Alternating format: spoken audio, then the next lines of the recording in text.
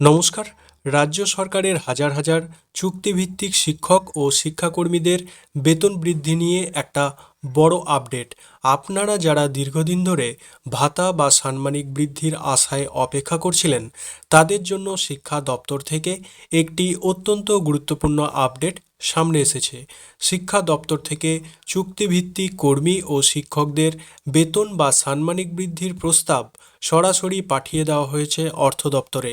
কিন্তু এখন মূল প্রশ্ন হলো, কাদের কাদের বেতন বা সাম্মানিক বাড়তে চলেছে, কত টাকা পর্যন্ত এই বেতন বৃদ্ধি হতে পারে, আর কবে নাগাদ অর্থ দপ্তরের চূড়ান্ত অনুমোদন পাওয়া যেতে পারে।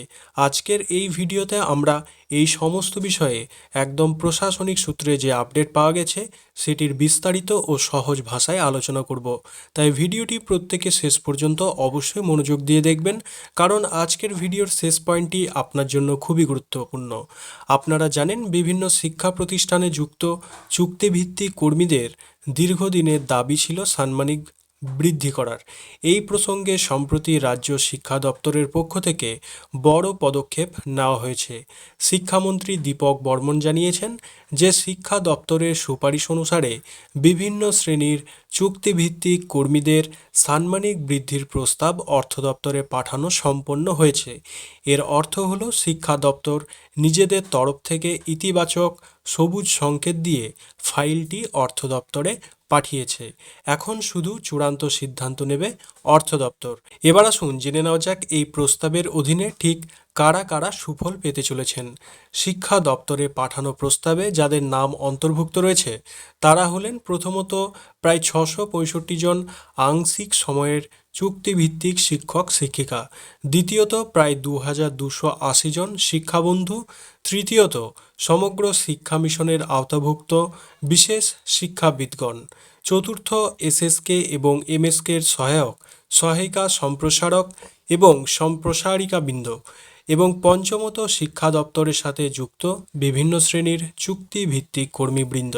এখন প্রশ্ন উঠছে, তাহলে কি সাম্মানিক বৃদ্ধি একেবারেই 100% নিশ্চিত, এবং কত টাকা পর্যন্ত বাড়তে পারে?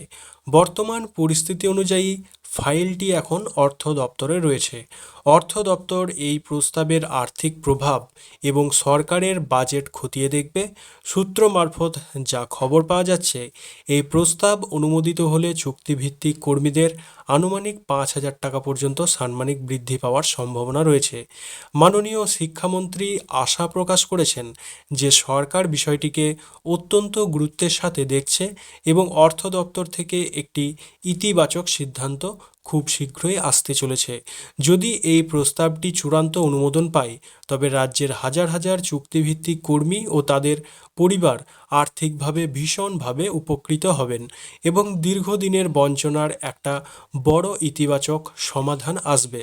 এখন শুধু দেখার বিষয়, অর্থ দপ্তরের তরফ থেকে চূড়ান্ত অনুমোদন কবে দেওয়া হয়, নতুন সাম্মানিকের সঠিক হার কত নির্ধারণ করা হয় এবং কত তারিখ থেকে এটি কার্যকর করা হয়। এ বিষয়ে অর্থ দপ্তর থেকে বিজ্ঞপ্তি বা যে কোনো নতুন আপডেট আসা মাত্রই আমরা আপনাদের এই চ্যানেলের মাধ্যমে সবার আগে জানিয়ে দেব। আপনার কি মনে হয়, কত টাকা আপনাদের বেতন বাড়ানো উচিত? এবং কমেন্ট বক্সে আপনারা আপনাদের বিস্তারিত মন্তব্য অবশ্যই লিখে জানাবেন।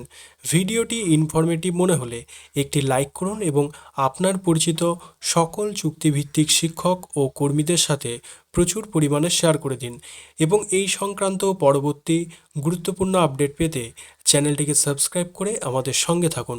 দেখা হবে পরবর্তী কোনো এক গুরুত্বপূর্ণ ভিডিওতে। ততক্ষণ প্রত্যেকে ভালো থাকুন, সুস্থ থাকুন। ধন্যবাদ।